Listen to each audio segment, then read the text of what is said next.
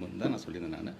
10 மணிக்கு போய் நான் ரீச் ஆனேன். ரீச் ஆகும்போது, நம்ம கண்ணு முன்னாடி நெனச்சு பாருங்க, மார்ச்சுல இருக்கும்போது நம்ம கண்ணு முன்னாடி என்னோட ஸ்கூல் பசங்க செத்து செத்து ஸ்ட்ரெச்சர்ல தூக்கிட்டு வரும்போது, எந்த மனுஷனா இருந்தாலும் சரி, அந்த இடத்துல எந்த அதான் தமிழ்நாடு முதலமைச்சர் சொன்னார், எந்த தலைவனும் தன்னுடைய ஆதரவாளர்கள் இறக்கிறத வந்து பார்த்துட்டு சும்மா இருக்கும். எல்லாத்துக்கும் மனவேதனை இருக்க தான் செய்யும் என்பதை எனக்கு ரொம்ப தெளிவாகவும் அதில் சொல்லப்பட்டிருக்கு. பட் பீயிங் நம்முடைய மீடியா பீப்புளுக்கு நான் சொல்கிறது ஒன்றே தான், யங்ஸ்டர்ஸ் இதே இடத்துல இருந்து தான் சொன்னேன் நான், வாங்கப்பா என்ஜாய் பண்ணுங்கள், பட் ஹாப்பியாக இருங்க, பட் ஆனால் சேதப்படுத்தாதீங்க, பாதுகாப்பாக வீட்டுக்கு போங்க அப்படின்னு தான் சொன்னேன். திருப்பி அந்த பிள்ளைங்களுக்கு சொல்கிறேன், ஒரு அரசாங்கம் அன்பு கரங்கள் திட்டத்துலேருந்து அயல்நாட்டுக்கு உங்களை வேலைக்கு அனுப்பிச்சுடுற வரைக்கும் எஜுகேஷன் சார்ந்து நாங்கள் நிறையா கொண்டு வரோம்.